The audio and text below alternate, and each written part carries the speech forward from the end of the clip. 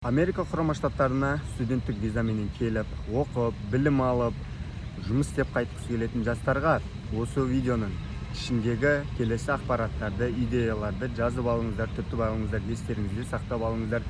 Мүмкін сіздерге болашақта көмегін тигізеді. Америка Құрама Штаттарына студенттік визаға тапсырғыларыңыз келетін болса, онда сіздер ең бірінші бір нәрседен бастаңыздар. Ол қандай мамандыққа түсемін деп. Бұл жерде бізде бір сұрақ туындайды.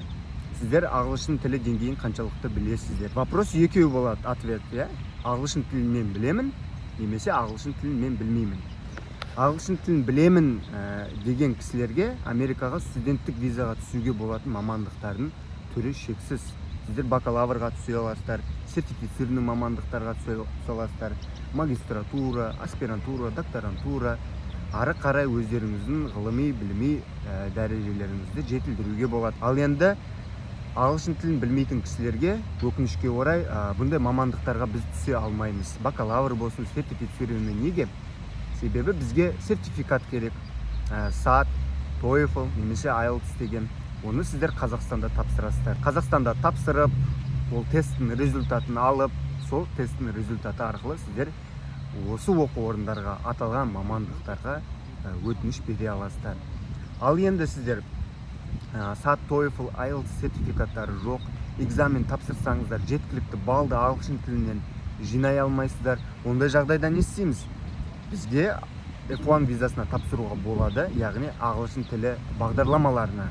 Ағылшын тілі бағдарламалары бізде келесідей бағдарламалар бар. Олар EIP, Intensive English Program, ESL, English as a Second Language, TOEFL, IELTS, бағана айтқан тест тапсыру бойынша дайындалуларыңыз келетін болса, онда Америкаға келіп, осы бағдарламада оқуға болады. Міне осында ең бірінші сұрақты біз қойдық. Сол себепті ары қарай таңдаймыз. Енді келесі бізге не қажет? Келесі әрине, біз Америка оқудағы бірінші алдымен оқуға түсуіміз керек. Құжат өткізуіміз керек. Қажетті сборлары болады, соларды төлеуіміз керек. Керекті документтердің барлығын жіберуіміз керек, анкеталар толтыруымыз керек. Жалпылама 2 аптаның көлемінде біз Америкадағы оқуға болсын түсіп, ол жерден қажетті біздің Қазақстанда, Алматы, Астана қаласында визаға тапсыруға қажетті документтерді біз осы оқу орнынан ала аламыз. Америка Құрама Штаттарында оқуға F1 визасына тапсыру үшін бізде қандай документтерді Америка Құрама Штаттарынан алдыруымыз керек? Олар бірінші I-20, қазақша айтқанда I-20 деп аталады. Келесі Invitation Letter деп аталады, немесе оқу орынға шақырту түскендігі жөнінде. Сонымен қатар $350 сервис фи, соны төленгендігі жөнінде чек. Осы 3 документті біз Қазақстанға алдыртып алатын болсақ, және де біздің қолымызда паспорт болатын болса, заграничный, онда біз Қазақстанда F1 визасына тапсырыс бере аламыз. Егер де сіздер қазір жастарыңыз Қазақстанда 18 жастан бастап 30 жасқа дейін болатын болса, желательно 25, 26, 27 жасқа дейін, онда сіздерге осы F1 визасына тапсыруға, F1 визасын алып Америкаға барып 5 жыл бойы оқу алуға, білім алуға мүмкіншілік береді. Бір сұрақ туындайды. F1 визасымен Америка Құрама Штаттарында біз қанша уақыт оқи аламыз, жүре аламыз, оқуымызды соза аламыз ба, оқу орынға бармай оқымай қойсақ не болады деген секілді сұрақтар туындайды. Осы сұрақтарға жауап бере кетейін. F1 визасы бізге паспортымызға 5 жылға беріледі. Дегенімен бізде I-20 болады. Бағана айтқан Америкадан оқудан алдыртатын құжат. Сол I-20-дің ішінде оқудың басталатын уақыты және оқудың бітетін уақыты деп 2 уақыт көрсетіледі. Сол көрсетілген уақыт I-20-де біздің Америкадағы заңды жүруге болатын уақыт екенінің белгісі ол. Соны көрсетеді. Біздің визамыз 5 жылға берілсе де, бірақ сол I-20-мен жүреміз. Енді Америка Құрама Штаттарында 5 жыл, 10 жыл студенттік визамен жүріп, оқып, жұмыс істеп жүре беру үшін бізге осы I-20-ді создыртып отыруымыз қажет болады. Оны оқу орындағы кураторға хабарласатын болсаңыздар, сіздер сол кезде мен I-20-ні создырғым келеді деп, олар сіздерге создыртып береді. Ал бастапқыда біз Америкаға оқуға баратын кезде осы консульствоға оқу орнын жіберген бірінші айтуынша мен шекарадан өтіп аламыз. Осылай. Бастапқыда келетін болсаңыздар ағылшын тілі мамандықтарын оқуға болады. Сосын тест тапсыруға болады ағылшын тілінде Америкада жүріп. Сосын TOEFL-дың результатын алғаннан кейін сертификатты біз ары қарай оқуымызды жалғастыра аламыз. Ол сертифицированный мамандықтарға, бакалаврға түсе аламыз. Сіздер білесіздер, Америка Құрама Штаттарына студенттік визамен келгеннен кейін оқып жүріп, оқудың ақшасын, квартираның ақшасын, пәтердің, тамақ, жүріп тұрудің ақшасын жұмыс істеп шығаруға болады, және сонымен қатар ақша да жинауға болады. В среднем бір студент бір айда 2000-3000 доллардай студент болып ақша жинай алады. Сол ақшаны 1-2 жыл көлемінде үнемдеу арқылы біз Америкада бакалаврға түсе аламыз. Америка Құрама Штаттарында егерде бакалавр немесе сертификат курс мамандықтарын біз бітіретін болсақ, 1-2 жылдық жақсы деңгей, тіл деңгейімізді де жақсы болатын болса, онда Америкада біз рабочий виза ала аламыз.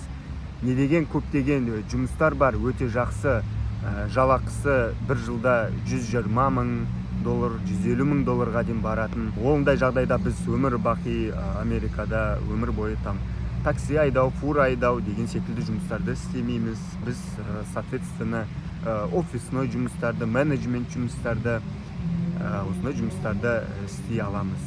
Соответственно, соған да жұмыс визасын Америка Құрама Штаттарында рәсімдеуге болады. Енді келесі сұрақ. Көпшілік адамдарға студенттік виза керек болуы мүмкін, ол тек қана Америка Құрама Штаттарына өтіп алу үшін. Олар ары қарай оқығысы келмейді, ары қарай оқуға төлегісі келмейді, тек қана осындай қара жұмыс болсын, такси болсын, трак болсын, айдап, сонымен ақша тауып қайтқысы келеді Қазақстанға. Яғни оқу арқылы жетістікке жетуге сенбейді ол кісілер. Сол себепті осындай жол арқылы барғысы келеді және сұрақ қояды: студенттік визаменен Америкаға өтіп алсам болады ма деп, және оқуға бармай қойсам ары қарай не болады деп. Сұрақ өте орынды. Бұл сұраққа да жауап бере өтейін.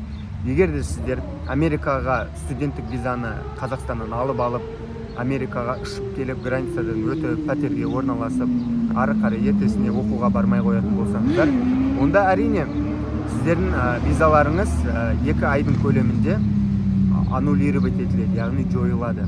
Содан кейін сіздер ақшта уже официально нелегально болып есептелетін боласыздар. Нелегал, заңсыз жүрген болып есептелесіздер. Сондай. Енді бізде Америкада бір жақсы, ешкімді тексермейді, полицейскийлар онымен жұмысы жоқ, ешқандай орган жоқ, чтобы осындай нелегалдарды ұстап, оларды іздеп, ондай нәрсені ешкім жүргізбейді. Көшеде мойныңызға табличка іліп алсаңыз, немесе парақпенен жазып скотчтап қойсаңыз болады: мен нелегалмын деп. Азаннан Нью-Йоркта бір басынан екінші басына дейін жаяу жүріп қайтсаңыз болады, үлкен көшелерде полицейскийлардың қасында тұрсаңыз болады. Мен сізге 100% айтамын, сізді ешкім елге қайтарып жібермейді. Себебі Америкада нелегалдар до такой степени өте көп, ешкімнің оларға жұмысы жоқ. Жұмыс істесе болды, бәрі жүре береді осындай. Единственный нәрсе нелегал деген проблема болады, ол егерде сіздер Америкадан самолетқа билет алып ұшатын болсаңыздар, қайтып сіздерді Америкаға кіргізбейді, болды. Осы.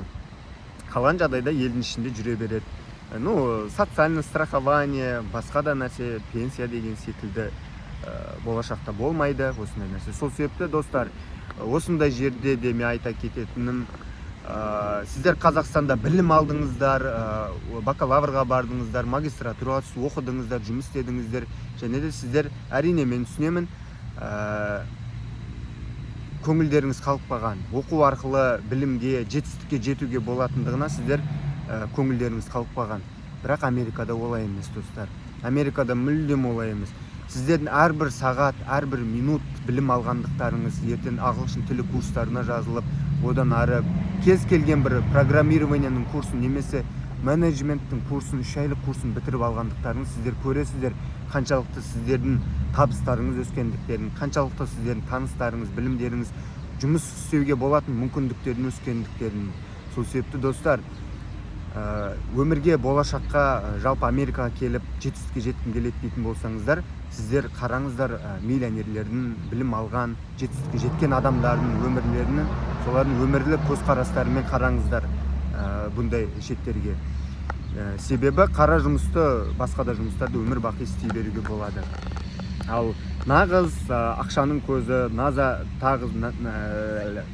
таза байлықтың көзінің барлығы ол білімде жатыр. Білімде, тек қана білімде, дипломда. Достар, видео ұнаған болатын болса, міндетті түрде лайк басыңыздар, каналға жазыла өтіңіздер. Сіздермен болған мен Сайлау Абдин.